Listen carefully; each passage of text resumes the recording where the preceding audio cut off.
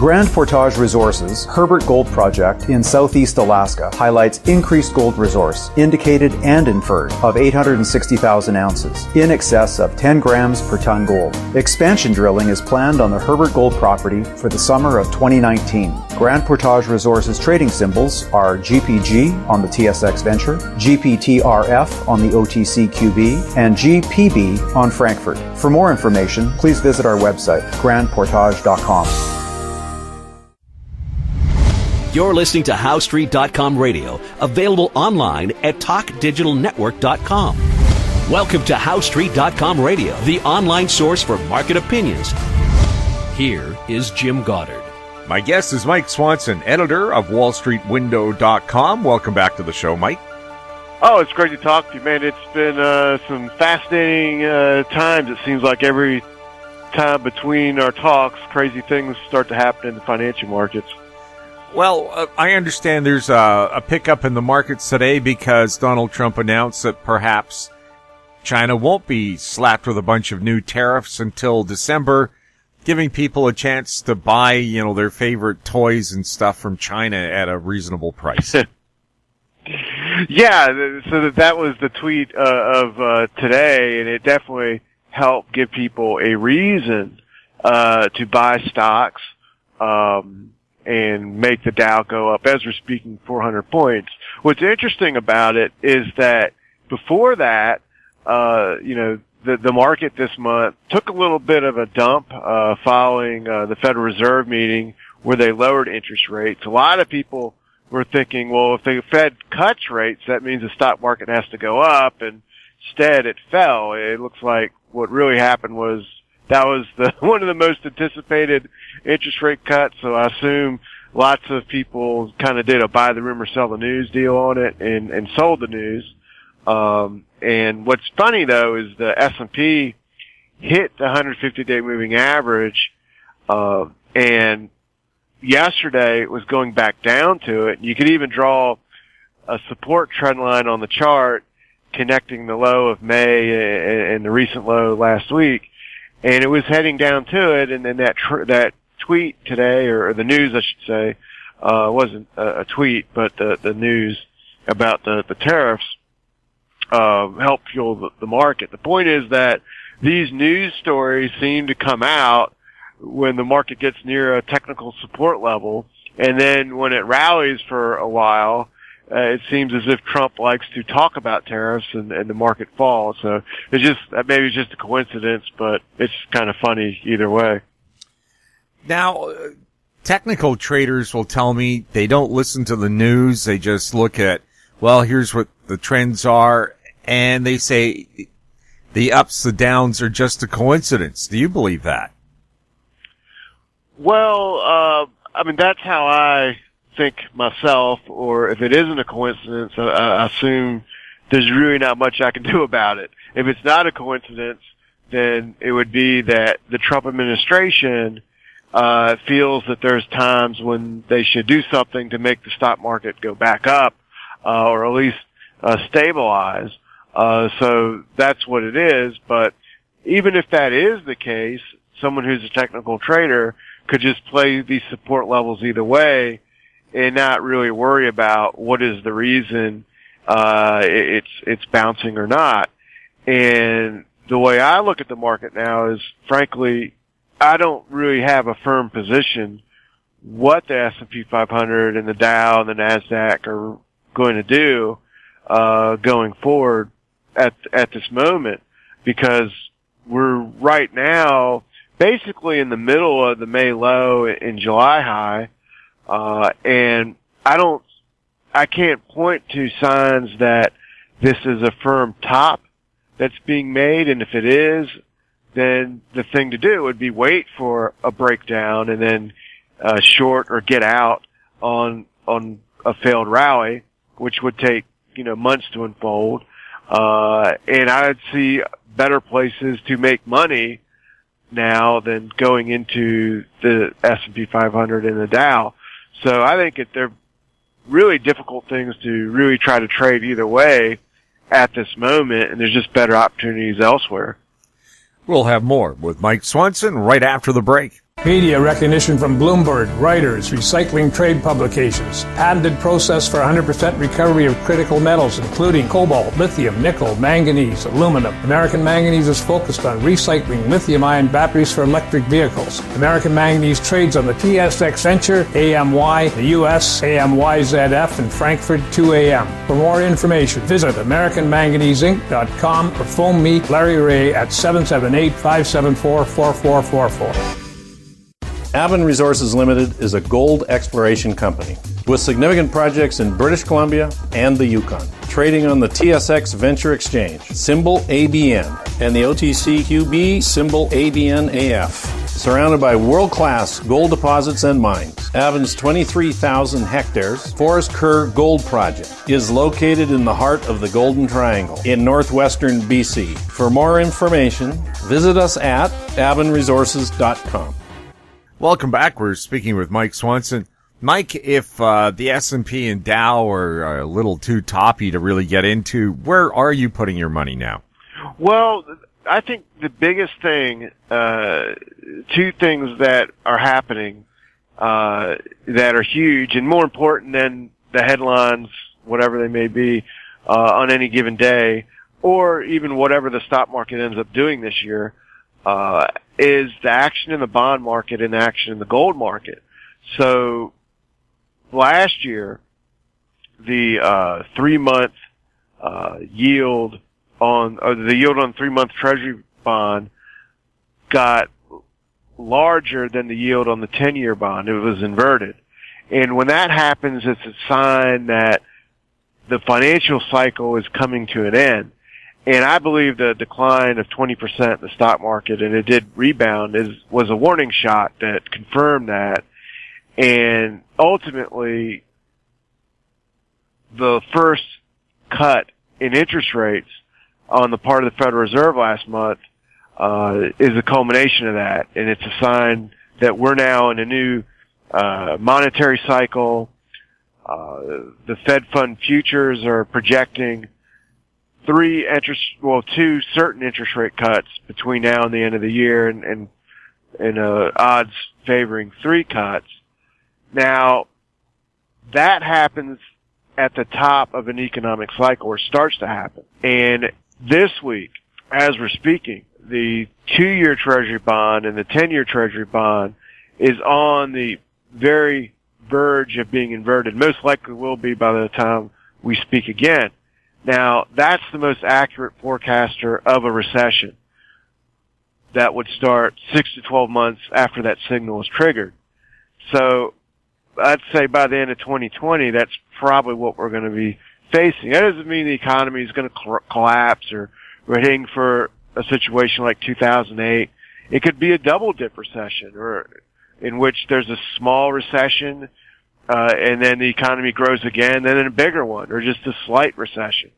But one regardless, and ultimately that's one reason I'm not that excited about the stock market. Even if it were to make a new high before the end of this year, in the long run, it's just until there's another 20% decline or some sort of panic selling in the market, I just have no interest in buying it. But these changes in the bond market are gigantic, and interest rates are already low, and here we are, they're falling even more. So right now, as we're speaking, the yield on the 10-year bond is less than 1.7%, meaning that if you buy a Treasury bond, you're not going to make but 1.7% on your money over that period of time. It's almost making it worthless for people to buy these bonds, because you're not going to make anything. So what is happening is that's causing gold to go up. When the bond market is no longer as attractive as a safe haven or even as an investment, the thing that tends to benefit the most is gold and silver. And they're now up more than the stock market is over the past 12 months. And so are mining stocks. In fact, one of the funny things about mining stocks is it's been often said, look, you can't get interest from gold, so gold, don't ever buy it. I've even heard Warren Buffett say that. So here's what's funny about that statement. Today, there are big cap mining stocks that people can buy that are paying greater interest, bigger dividends than the yield on a 10-year Treasury bond. So you can buy mining stocks, get more interest than you can in a Treasury bond, and participate in the gold market going up. So that argument that you can't get interest from the gold market it doesn't hold water anymore. And I think this is one of the reasons why these gold stocks have been doing so well over the past couple months. It's a volatile market. It's nothing for gold stocks to go up or down 3% in a day. And that makes it very difficult for someone to put 100% of their money into it, because you just end up getting shaken out on a dip. It's scary if you got 100% of your money in something and it falls 5%, much less, 10% or something on a pullback. So I think what people should do is just put in a portion of their money in precious metals and another portion in the big cap mining stocks. And if they want to swing for the fences and get a bigger return, don't go to the options market, don't go to triple ETFs, but go to the small cap mining stocks, because they can go up even more, and they're not like options that go to zero or something if you're wrong, or decay every week. And you can even get into ones that are private placements where you have a warrant that is a long-term option on top of it. So that's kind of what I'm really focused on now at the moment for making money, is gold, big cap mining stocks, and small cap mining stocks. In time, I hope to, do more in the U.S. stock market and emerging markets around the world. But at this moment, I just think with what's going on in the overall financial cycle, it's best to be cautious, because we just got the first interest rate cut.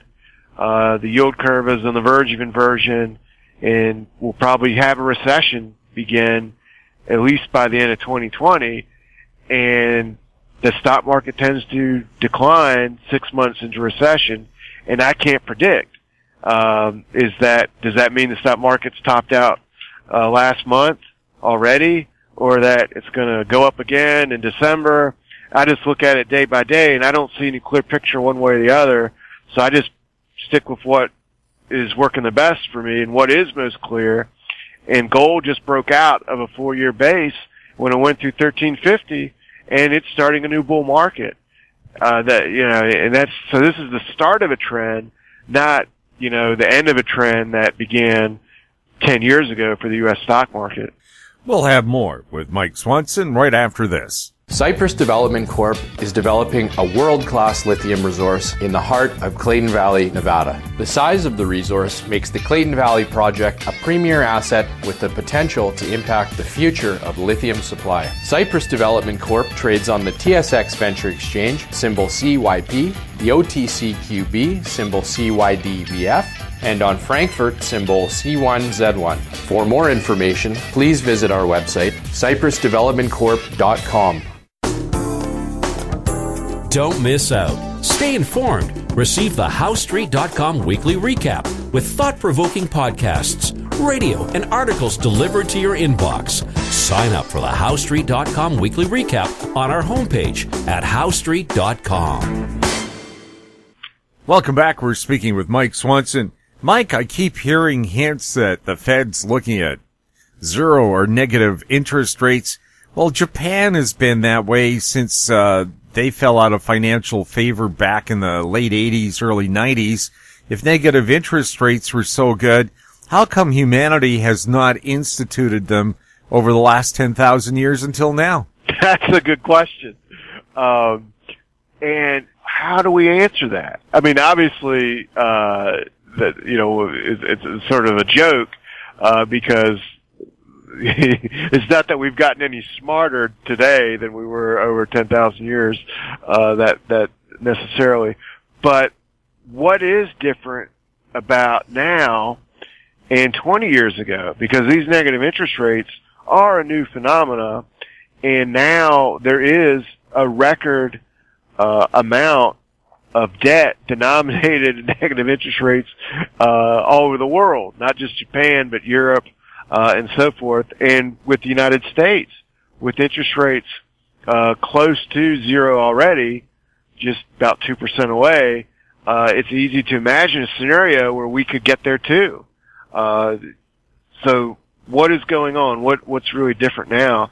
And I would suggest that it's really a desperation that we have so much debt all over the world, and that these central banks have nothing left to do but to print more money and make it so it's almost worthless, or for people what is, to buy these bonds and be guaranteed to lose money, and therefore hope to force them into continuing to invest in the stock market or buying corporate bonds or whatever the case as the only method to fuel economic growth that's left for some of these central banks. So it does seem to be ultimately where we're headed. The danger, though, is if that starts to stop working and people start to sell these bonds with the thought that these debts are just so gigantic that there's no way they're ever going to be paid off. So what am I doing this anymore for? We're not at that point now in these countries, but what's happened in Turkey last year and still happening is a lesson in how quickly things can change. So the Turkish currency crashed last year, their stock market crashed last year, and their bond market exploded, and the yields on their bonds shot up to like 25% from 5% or so. So things can shift really quickly when they do, but to me, I look at this now and I know we're at the start of something changing in the markets, and I think gold going up and breaking out is a sign of that. But how long is it going to take to really play out? When will it ultimately matter for the stock market? And when will it really matter for the bond market? When will the bond market become unglued is even a more difficult question to really know the answer to. Is it going to matter next year? Probably not. But 2 or 3 or 5 years from now, sometime in the future, it could. And I don't know how to bet on that right now without a clear sign that it's starting. I would take one sign that it's starting, a drop in the stock market that causes the bond market, to get down near zero, and let's see what happens if we get another quantitative easing program in the United States. Do the corporate bonds sell off then, or what? But that's way in the future, and all I know is the best thing to do is to participate now in the gold and silver market and the precious metals market as the first thing to do, and see how things unfold and take further steps later. So that's basically my game plan.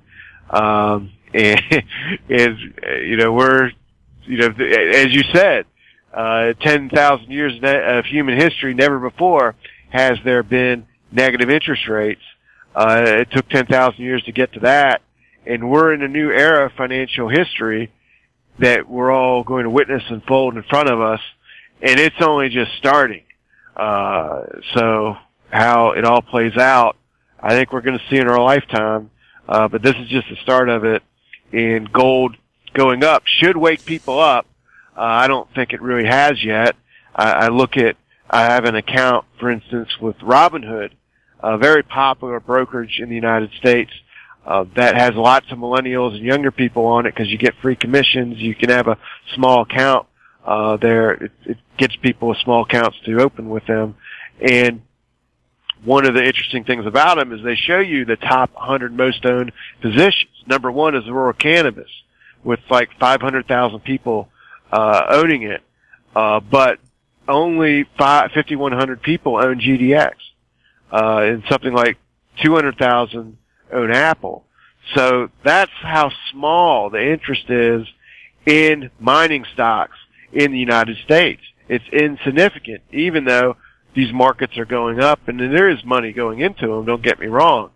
But I think right now it's mostly institutional money going in there, people that are seeing what's going on in the bond market saying, look, I can't just use solely the bond market for safety to diversify my portfolio. I've got to get involved in gold and silver.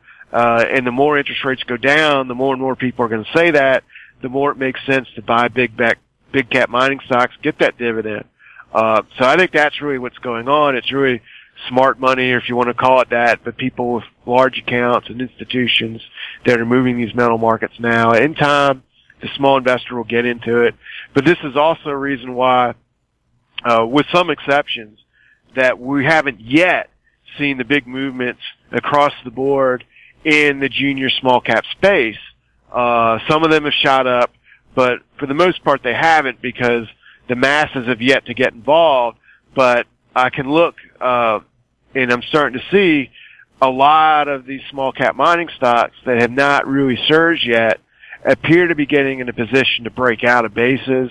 Some of them are starting to get volume into them. I don't want to name them specifically, but before this interview, I was looking at one that just did 1 million shares of volume today so far, and its average daily volume has been 50,000 shares, and it's been trading under 10 cents all year long. And there's probably many examples like that. That's something that's showing me sign of money starting to trickle in that's likely to lead to breakouts in many of these stocks, I'd say, before October. So I think that's an opportunity for people who've seen the big caps shoot up so much and feel like they've been left out. That hasn't really happened yet in the small caps on the Vancouver Venture Exchange and the Toronto Stock Exchange. So it's just starting, and people need to dip into the market. Mike, thank you so much for chatting with us. Thank you. Great to talk with you. My guest has been Mike Swanson, editor of WallStreetWindow.com.